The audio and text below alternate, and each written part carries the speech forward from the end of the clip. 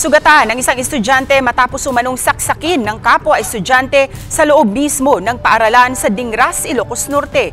Makibalita tayo kay Gab De Luna ng GMA Regional TV 1 North Central Luzon.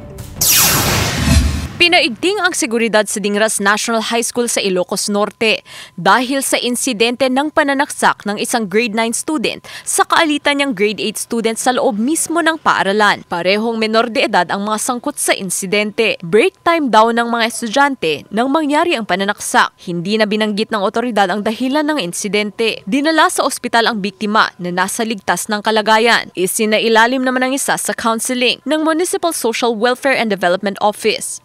Gumawa kami ng intervention plan para ma-monitor ang behavior ng bata. So, we also advise the parents na tignan mabuti yung anak, yung mga activities. Ang pamunuan ng Dingras National High School ay nagsagawa na ng debriefing. Nakipag-coordinate na rin po sila sa mga parents.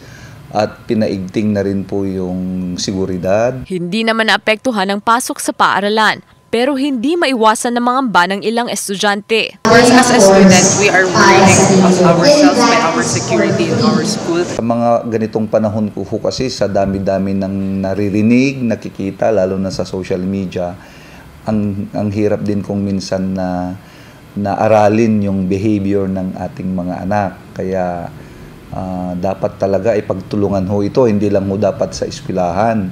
Dapat matulungan din po kami ng mga parents, lalo na bago umalis yung mga bata sa mga bahay nila, kung po pwedeng makita rin, ma-check pag-uwi kung anong laman ng notebook, pumasok ba yung bata o hindi. Patuloy ang masusing investigasyon ng kapulisan sa insidente. Mula sa GMA Regional TV 1 North Central Luzon, Gab De Luna nagbabalita para sa GMA Integrated News.